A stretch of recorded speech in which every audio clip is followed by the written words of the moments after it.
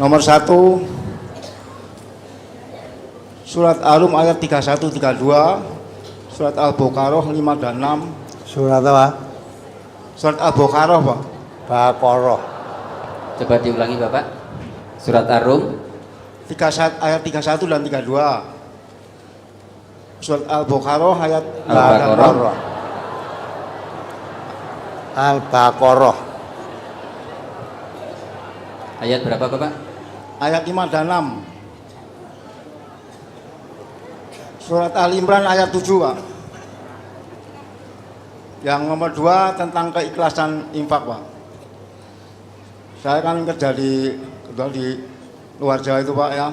Kan itu ada masjidnya, ada imamnya. Imamnya itu kan dibayar perusahaan, Pak. Tapi kalau ustadznya khotbah hari Jumat itu kok dia pakai dibayar 200.000, itu gimana, Pak? Mohon tahu, Ustaz. Dibayar apa? Dibayar setiap khotbah itu dibayar lagi, Pak, yang orang-orang di situ gitu, Pak, dibayar lagi 200.000. Jadi akhirnya infak kita kadang kurang ikhlas gitu gara-gara itu gitu loh, Pak. Nah, masjid perusahaan tuh, Pak, di masjid perusahaan di Kalimantan Timur, Pak. Yang nomor 3, Pak. Ya kan suka kadang malam suka ketiduran, Pak. Ketiduran duduk itu setelah duduk bisa nggak sholat tahajud kalau sudah ketiduran duduk tuh, Pak, gitu, Pak. Mohon tahu usahanya, Pak. Terus jeda antara sholat tahajud dengan sholat subuh tuh berapa jam, Pak, ya jedanya, Pak? Apa? Jedahnya antara kita masih bisa sholat tahajud enggak gitu, Pak? 1 jam sebelum subuh soalnya gitu, Pak. Jam 4 misalkan gitu, Pak. Soalnya kan subuhnya jam 5, Pak.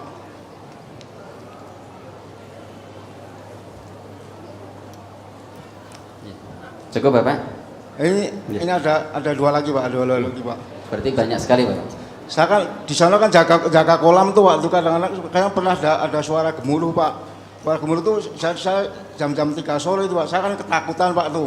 Pergi apakah saya termasuk tuh musyrik atau enggak, Pak? Takutnya ada orang hutan atau itu, Pak, atau itu, Pak, orang hutan atau ya. Atau beruang, Pak. Kasur masih ada beruang, Pak. Saya takut ada itu, maka aku lari pergi itu, Pak. Saya kan jaga kolam di sana tugasnya, Pak, jaga kolam di atas itu, ada di dekat gunung itu, Pak. Yang terakhir, Pak, yang terakhir itu gigi palsu, Pak. Gigi palsu itu mohon tafsirnya kalau meninggal Pak harus dicabut atau enggak tuh, Pak? Gigi palsu, Pak. Ya. Terima kasih, Pak, atas tausiahnya sebelumnya, Pak. Assalamualaikum warahmatullahi wabarakatuh. Waalaikumsalam warahmatullahi wabarakatuh. Ya, coba dibaca ayatnya.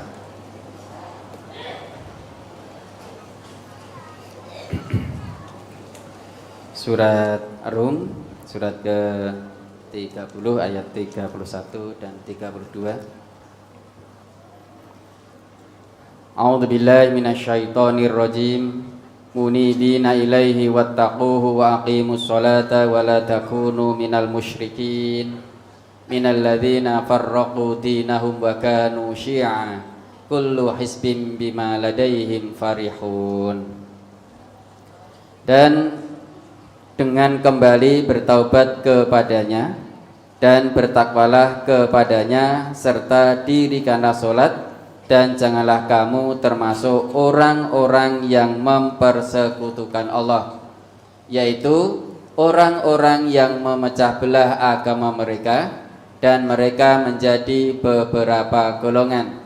Tiap-tiap golongan merasa bangga dengan apa yang ada pada golongan mereka. Ya. Jadi larangan orang berbuat syirik.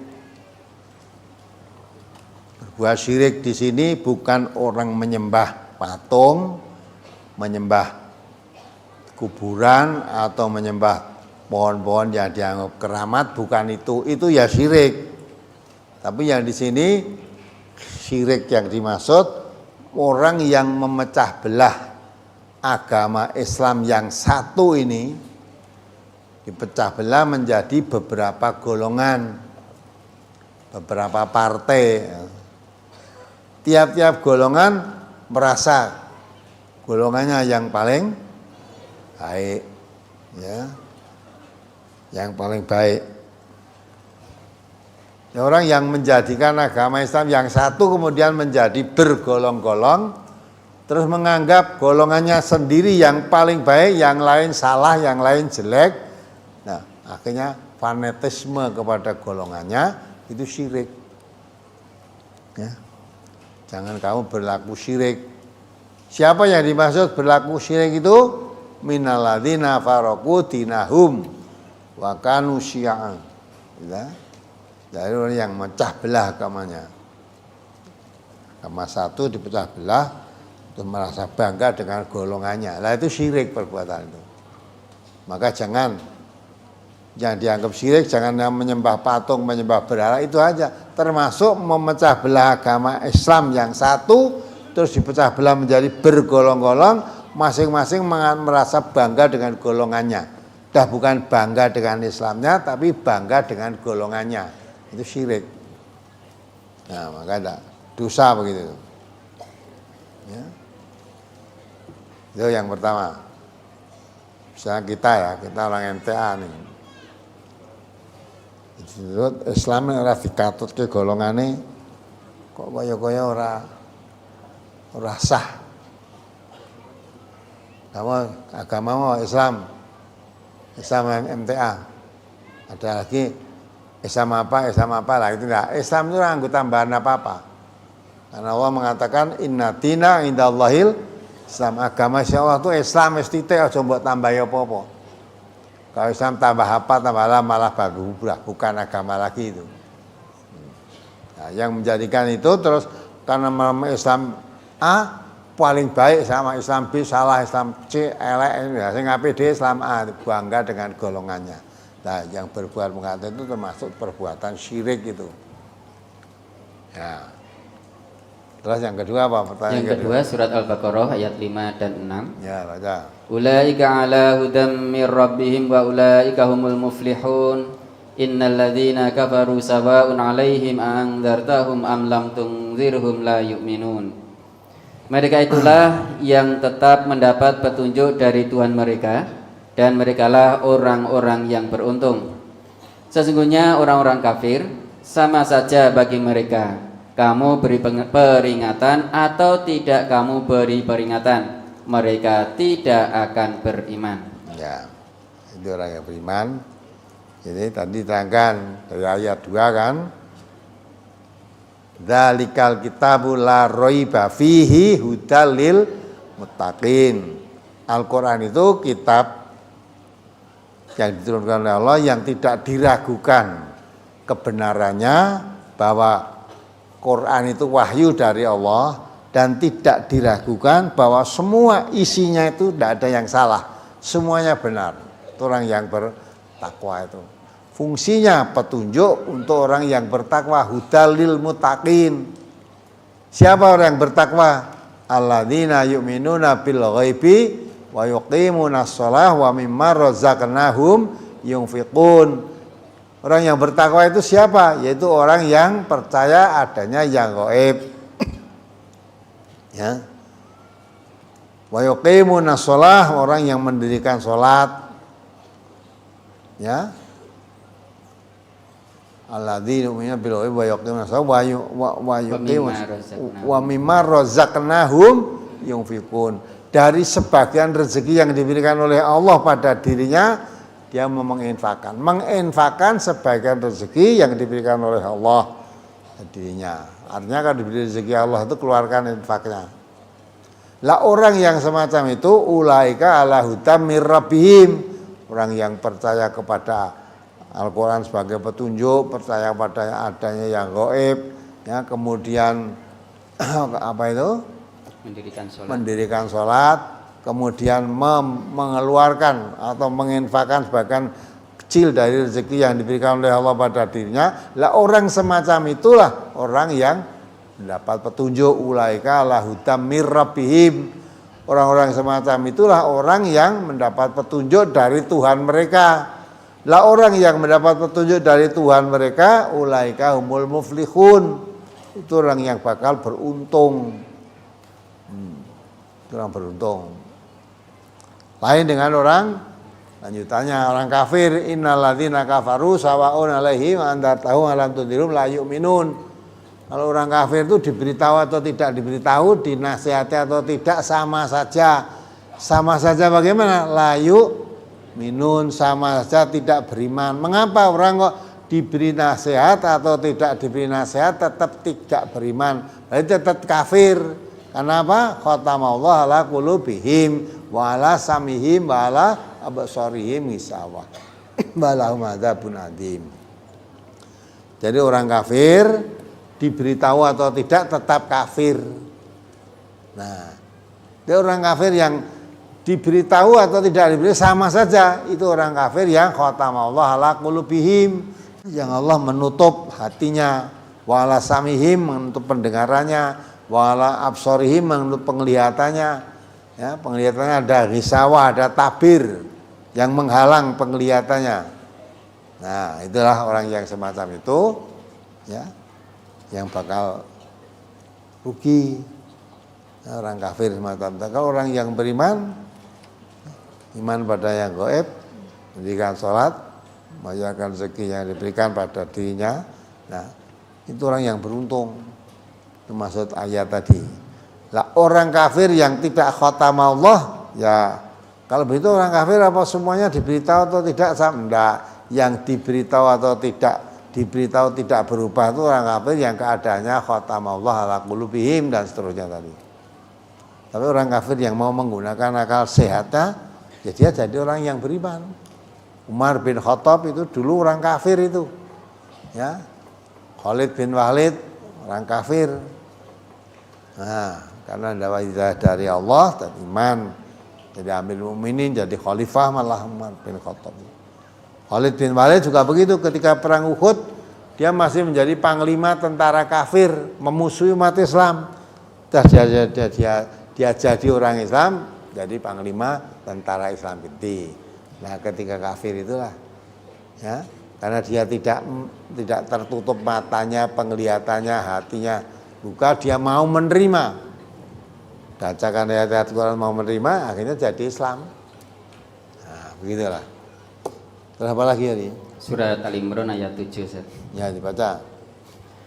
Huwallazi anzala 'alaikal kitaba minhu ayatum muhkamatun hunna ummul kitabi wa ukharu mutasyabihat.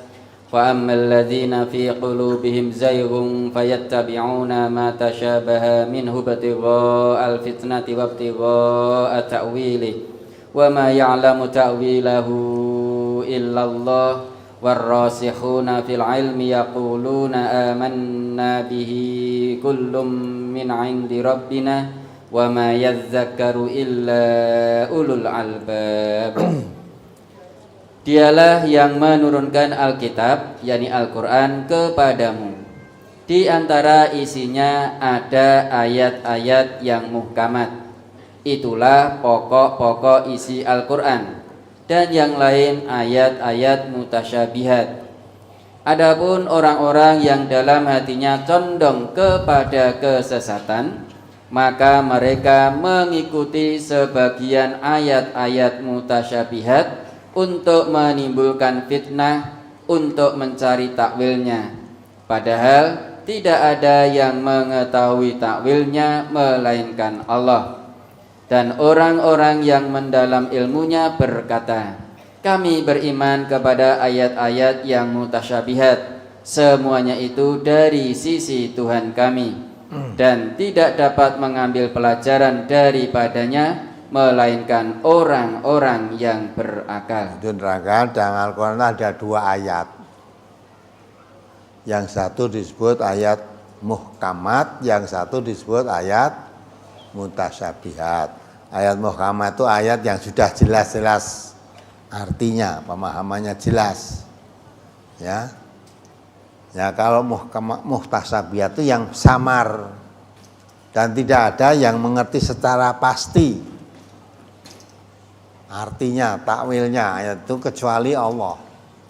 Nah, maka itu orang yang hatinya kepingin cenderung pada keselamatan mengambil ayat-ayat yang muhkamat yang sudah jelas itu. Ya, tapi kalau orang yang hatinya sesak, kesandung pada kesesatan, ya, malah mengambil yang mutasyabihat, ya, diambil diutak-atik sendiri seolah ada khasiatnya, ada hikmahnya. Maka kalau kita baca Al-Quran itu ada dua, ayat ada dua, muhkamat yang sudah jelas, takwilnya jeto banget, paribasane diwacane wis ngerti, muhkamat. Ya.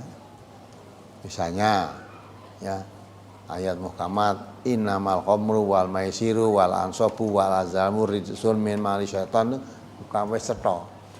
Wis diwacana wis ngerti. Sesungguhnya mabuk, judi, ya, wal azlamu mengundi nasib dengan anak panah itu, ya, ansab, ya, menyembah berhala, itu semuanya itu rijsun min mali syaitan. Keji itu perbuatan setan. Fastanibuhu, jauhi. Ya, jauhi. Jadi mabuk, judi itu perbuatan setan. Wis cetha ta? Dadi diwacana wis mudeng, wis jelas. Tapi kalau ayat muhkamat samar. Nah, umumnya masuk ayat muhkamat itu ayatnya terutama yang mengenai hal-hal yang gaib atau ayat-ayat yang terdiri dari putusan-putusan huruf-huruf hijaiyah itu mutasyabihat. Tidak ada yang tahu artinya secara pasti, itu tidak ada yang tahu. Misalnya surat Alif Lam Mim itu mutasyabihat. Arti tenannya apa nggak ada yang tahu. Alif Lam Mim ya artinya Alif Lam Mim itu. Tapi ada yang mentakwilkan kata Alif Lam itu singkatan dari Amin, Allah, ya. Amin itu dari Allah. Lam Jibril, Mim Muhammad. Artinya Allah menurunkan kitab suci Al-Quran lewat malaikat Jibril diberikan kepada Nabi Muhammad. Apa yang ngono tenan? Ya. Nah, saya nek nun apa tegese? Ada lagi ayat sing shot ngono ada. Ya. Ana meneh sing ngene kaf ha ya ain shot. Apa tegese kuwi? Nah, maka ayat yang semacam itu termasuk ayat mutasyabihat yang tidak tahu secara pasti apa artinya. Tapi orang-orang yang hatinya cenderung kesesatan tidak mau mengambil ayat yang sudah jelas, malah mengambil ayat yang mutasyabihat itu tadi. Diotak-atik dhewe. Ya. Pernah meguru saya, diajari ayat mutasyabihat kuwi. Ya. Itu diajari oleh guru.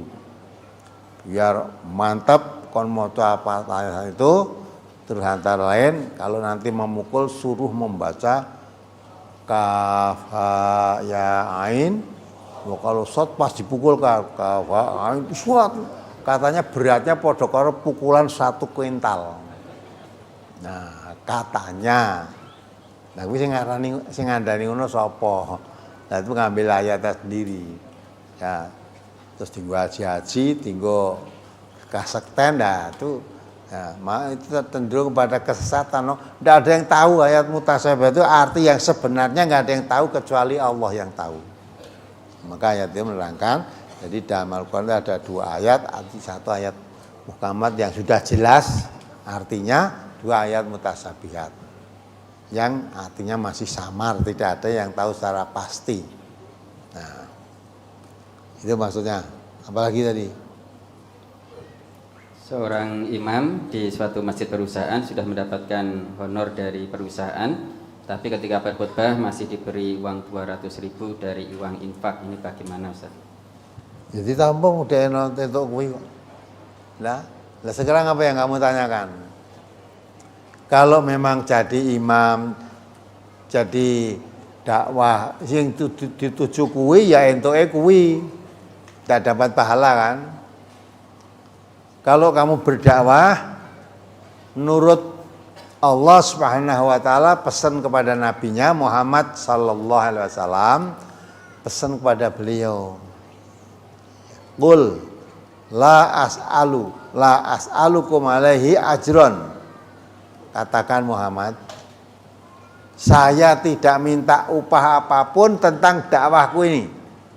dakwah aja njaluk upah apa-apa. Illal mawaddatan fil qurba. Kecuali hanya mengharapkan timbulnya rasa kasih sayang. Kalau mengharapkan upahnya in ajriya ila ala rabbil alamin. Saya hanya mengharapkan upahnya itu dari Allah. Ya. Jadi jangan kalau kita berdakwah kok ngarep-arep amplop iki wes. Ya entuk amplop kuwi. Ya. Tapi kalau dakwahnya kamu mengharapkan pahala dari Allah, balas dari Allah, nanti dapatnya dari Allah, balasan dari Allah. Itu.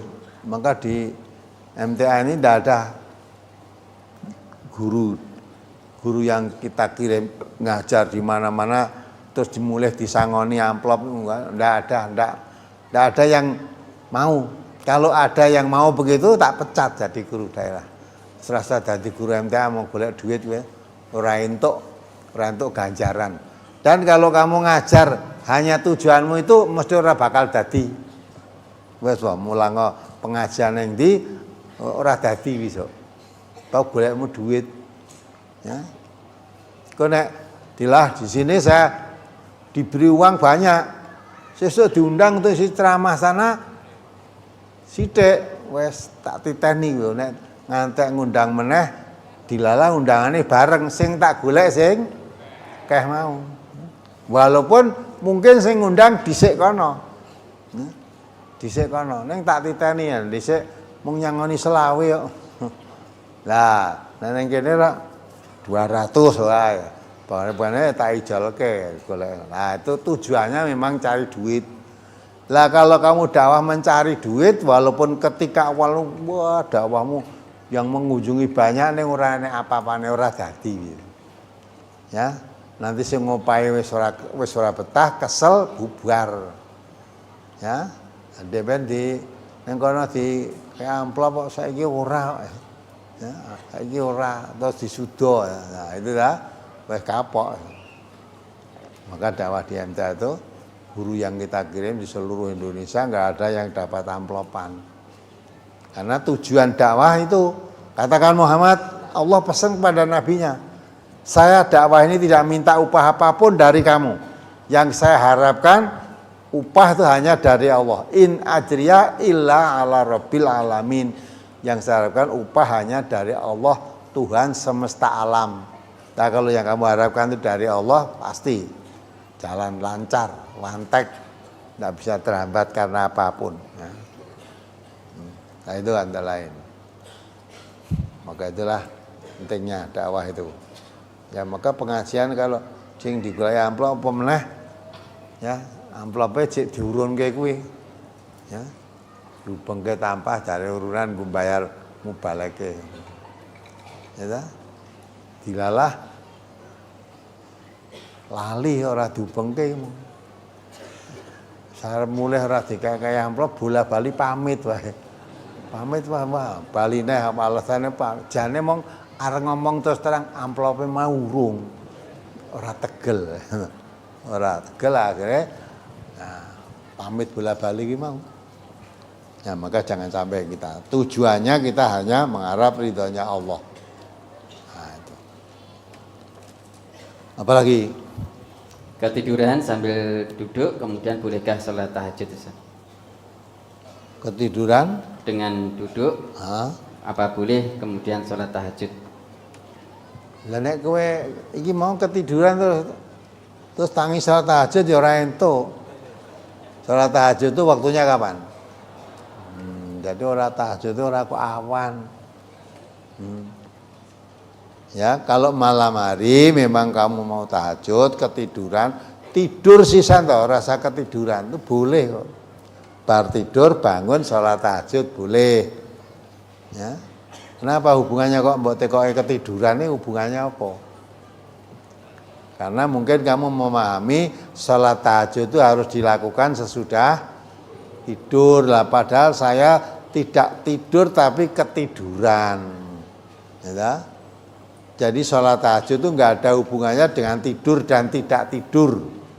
Yang penting kalau kamu sudah masuk, kalau tahajud di luar Ramadan, itu dilakukan setelah tengah malam 12 ke atas. Kamu sudah tidur atau belum tidur, sholat tahajud kalau udah waktunya begitu boleh. Nah, walaupun belum tidur, kalau udah jam 1 malam belum tidur, sholat tahajud boleh. Boleh. Walaupun sudah tidur, kalau jam 9 malam belum boleh sholat tahajud. Ya, bar maghrib turu, ngilin-ngilin jam 09.00 bengi tahajud, belum waktunya. Kecuali kalau bulan Ramadan yang disebut sholat taraweh itu boleh sejak awal. Habis sholat isya taraweh itu boleh.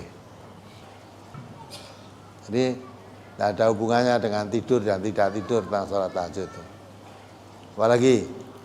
Waktu jeda antara sholat tahajud dengan subuh itu berapa menit atau berapa jam? Tidak ada ketentuan, hanya Nabi menganjurkan kamu sholat tahajud 2 rakaat.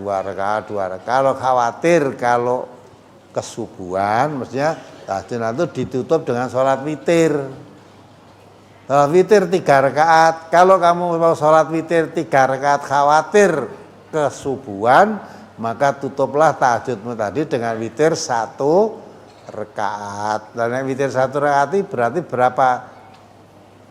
berapa jam antara tahajud dengan subuh itu. Nah, dipakai sholat witir nek 3 rakaat khawatir orang nyandak 3 rakaat adzan subuh, maka tutup 1 rakaat saja. Nah, 1 rakaat, begitu sholat 1 rakaat terus selesai assalamualaikum sambil terus adzan subuh. Nah, sholatnya witir tadi sah apa enggak? Sah. Jadi pokoknya sebelum sholat subuh. Sebelum sholat subuh itu masih boleh sholat malam. Nah, maka mau sholat tahajud, mau sholat witir, kalau 3 rakaat kok orangnya ndak kok, ya sudah 1 aja. Nah, berarti jaraknya cuma berapa menit itu. Jadi ketentuan menit ada waktu, nggak ada ketentuannya. Yang penting belum masuk waktu subuh. Kalau sudah masuk waktu subuh sudah tidak boleh sholat tahajud. Apalagi? Beliau sebagai penjaga kolam kemudian mendengar suara gemuruh, suara binatang buas. Apakah ini termasuk syirik Ustaz atau musyrik? Tapi mendengar syirik itu? Karena takut mendengar suara gemuruh. Wajar itu. Ya, takut binatang buas sih wajar. Ya. Ketemu sisan, ketemu melayu kowe ora syirik kok. Ya. Wedi lah kowe melayu, wah ketemu macan wedi. Itu tidak syirik itu. Ya, kalau suara enggak apa-apa kalau memang suara, apalagi mau cedak kebun binatang apa cedak hutan gitu. Nah, cedak Merapi sana bar erupsi wah mungkin macan itu medun. Kamu takut dengan harimau tidak syirik. Wajar kamu. Enggak apa-apa. Apa lagi? Gigi palsu ketika meninggal apa harus dicabut Ustaz? Ya, dicabut dipasang gone kancane sing ra duwe gigi palsu itu. Mane-man timbang tak gawanya pasangan nggonmu. Tidak, ndak usah dicabut. Wis kan dipendem sak begitu ya. Ndak apa-apa. Dipalsu, meninggal ndak usah dicabut. Nah, lah gigi emas cabut apa ora? Mane-mane ora dicabut, Mas didol mau kok. Ya, jadi ora kok. Ya, karena dicabuti karena emasnya itu berharga. Sekarang emas 1 gram berapa? Timbang dipendem wis dijikok wae. Ya. Ya coba nek emas palsu ya.